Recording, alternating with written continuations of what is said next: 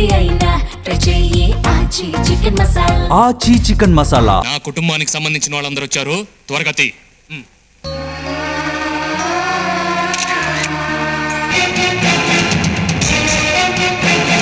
ఏదో చట్టం గురించి మాట్లాడతామట. ఏంటి నీకు తెలిసిన చట్టం? ఏంట్రా నువ్వు నాతో మాట్లాడే చట్టం? నేను పిన్నెల కోడ్ అంటే నీ ఇంటి మంచం కోడ్ కాదు. ఇక్కి తొక్కి కుక్కి చేయడం.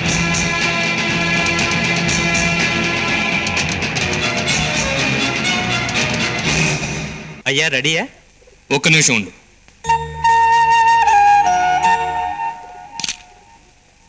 అయ్యా కొంచెం ఆగండి, ఫ్లాష్ పనిచేయటం లేదు.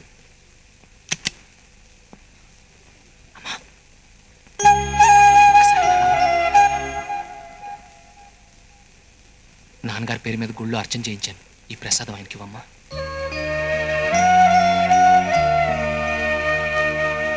ఇదిగోండి దేవుడి ప్రసాదం. ఎవరు తెచ్చారు? మీ పుట్టినరోజు కదా, మన పాలేళ్లలో ఎవరో మీ పేరును అర్చన చేయించి తీసుకొచ్చారు.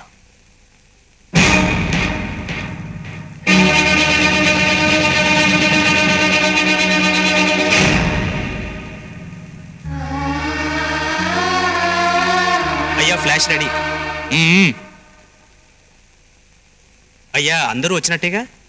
అందరూ వచ్చినట్టే. ఏమండి, మన భానుప్రసాద్ని నా కుటుంబానికి సంబంధించిన వాళ్ళందరూ వచ్చారు, త్వరగా తీ.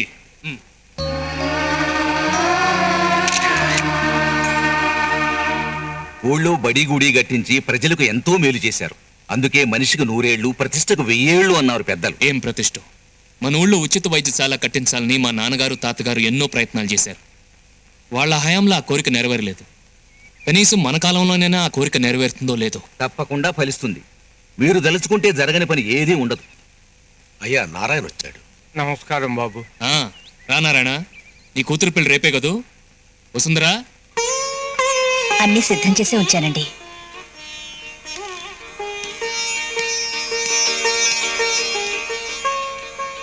అవును, ఒక్కడివే వచ్చావు, పెళ్లి కూతురుని తీసుకురాలేదే? మీ చల్లటి చేతులతో ఇచ్చే మంగళసూత్రాలకు బదులు దాని మెడలో ఉరిచాడు పడేస్తుంది. ఏం జరిగింది?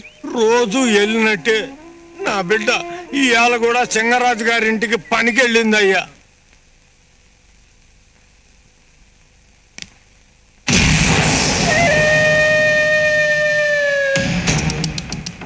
ఈ మట్టిలో మాణిక్యాన్ని ఇన్నాళ్ళు గుర్తించలేదట్రా సింగరాజు. ఈ పిల్ల గుల్బర్గా సిండ్ రాయాల్సిందే.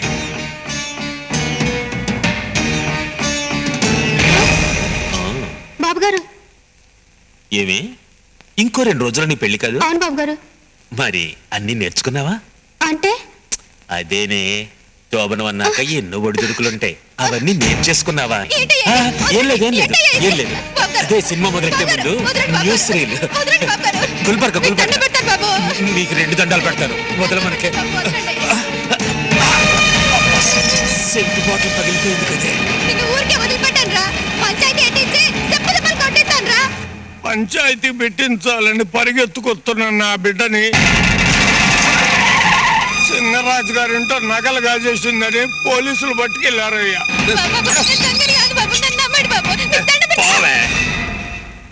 తెల్లారితే పెళ్లి కావాల్సిన పిల్ల దాని మీద దొంగతనం మోపారు. ఇప్పుడు దాని బతుకే తలారిపోయేట్టుంది. ఈ సంగతి నలుగురికి తెలిస్తే నేను పిల్ల జల్లాతో సహా ఇంత విషం మింగి చావాల్సి వస్తుంది బాబు. రామదాసు. అయ్యా. ఎవరా ఇన్స్పెక్టర్? ఎవరో కొత్తగా వచ్చాడట. స్టేషన్ కు వెళ్లి అమ్మాయిని వదలమని నేను చెప్పానని చెప్పు. నాకు ఆర్డర్ వేయడానికి మీ హరిచంద్ర ప్రసాద్ ఎవరయ్యా? ఎస్పీనా డిఎస్పీనా?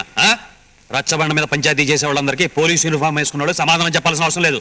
మేము చట్టం చదువుకుని ఉద్యోగానికి వచ్చాం. పాపా మీరు చెప్పినట్టే పని పూర్తి చేశాను సార్. శభాష్. నీ మామూలుగా సెంటర్ రాసి పెట్టాను, వచ్చి పట్టుకెళ్ళు. అలాగే సార్.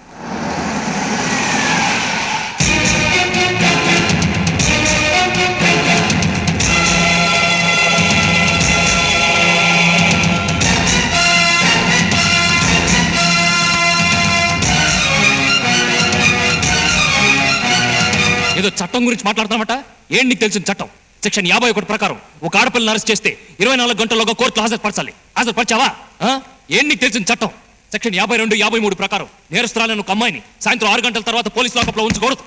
సెక్షన్ 54, 55 ప్రకారం నేరస్తురాలతో ఒక లేడీ పోలీస్ కానిస్టేబుల్ ఉండి తీరాలి. సెక్షన్ 56, 57 ప్రకారం నేరస్తురాలను లేడీ ఆఫీసర్ విచారించాలి. ఇవన్నీ చేసావా? ఏంట్రా నువ్వు నాతో మాట్లాడే చట్టం? ఇండియన్ పీనల్ కోడ్ అంటే నీ ఇంటి మంచం కోడ్ కాదు, ఇక్కి తొక్కి కుక్కి చేయడానికి. మీ రూల్స్ రెగ్యులేషన్స్ ఉంటే కోర్టుకు వచ్చి మాట్లాడుకోండి. ఏయ్, ఈ కేసు కోర్టు దాకా వెళ్తే కదా నేను కోర్టు రావడానికి. రామదాసు, ఎస్పీ ఫోన్ చేయి. నెంబరు 384868. ఎస్పీ గారా? నమస్కారం అయ్యా. నేను హరిశ్చంద్ర ప్రసాద్ గారి పియ్యని. అయ్యగారు తమతో మాట్లాడతారట. హలో. నమస్తే సార్. నమస్తే. నేను మీ స్టేషన్ నుంచే మాట్లాడుతున్నాను. ఇక్కడ మీ ఎస్ఐ ఏదో రూల్స్ గురించి మాట్లాడుతున్నాడు. మీరెందుకు స్టేషన్కి వెళ్ళారండి? ఫోన్ అతనికి ఇవ్వండి, నేను మాట్లాడతాను. సార్, ఏవయ్యా, నీకు బుద్ధి ఉందా? స్టేషన్కి ఎవరిని రప్పించావో తెలుసా? హైకోర్టు అంత మనిషి ఆయన. ఆయన్నే మున్సిపల్ కోర్టుకు రమ్మన్నామంటే AK-47తో వీపుకోకున్నట్టే. ఆయన ఏం చెప్తారో బుద్ధిగా విని చెప్పింది చెప్పినట్టు చేయి. Yes sir.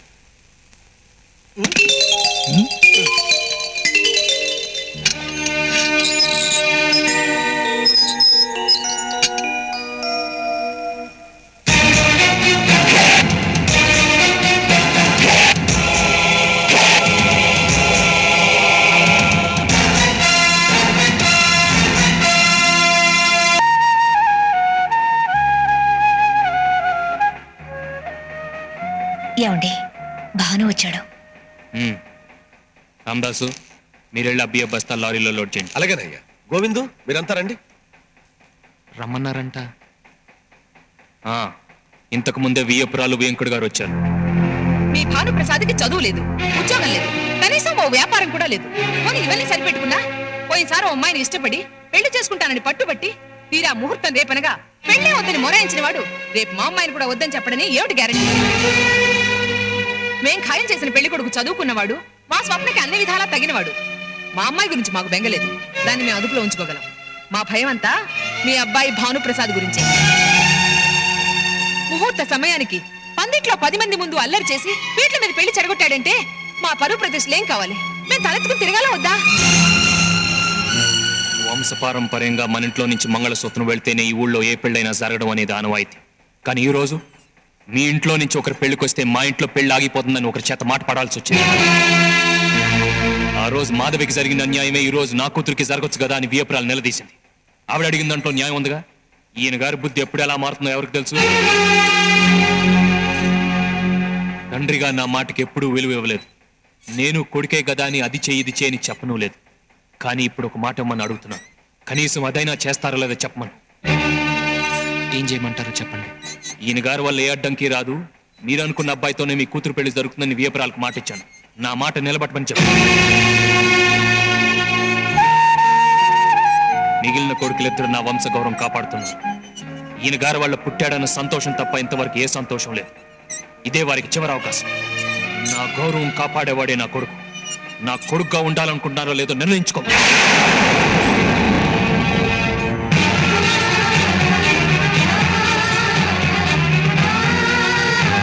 నా మెళ్ళో పసుపుతాడా ఉరుతాడా మీరే నిర్ణయించండి.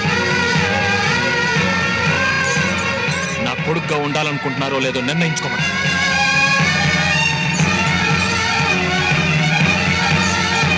నా మెళ్ళో పసుపుతాడా ఉరుతాడా?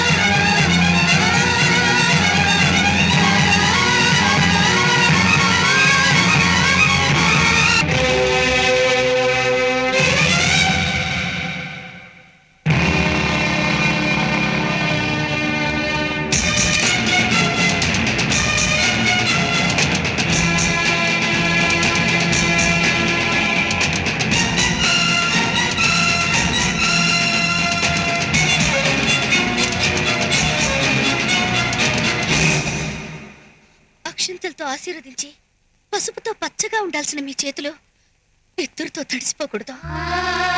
ఎంతో మంది ఆడపిల్లలకి మీ చేతులతో మంగళసూత్రాలు దానం చేశారు. అదే చేతులతో ఈ రోజు ఆడపిల్ల మెళ్ళో పసుపుతాడు తెచ్చుతారా?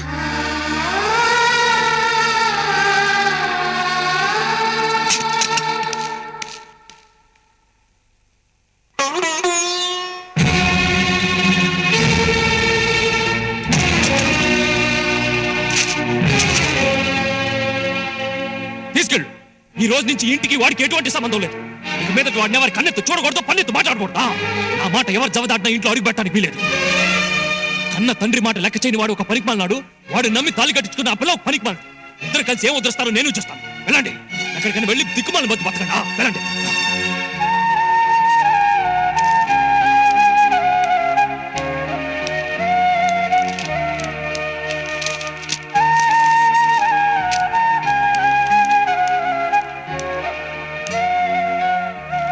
నేను గౌరవించే వెలకట్లేని ఆస్తి మీరు ఉండగా ఈ ఆస్తులన్నీ నాకెందుకు?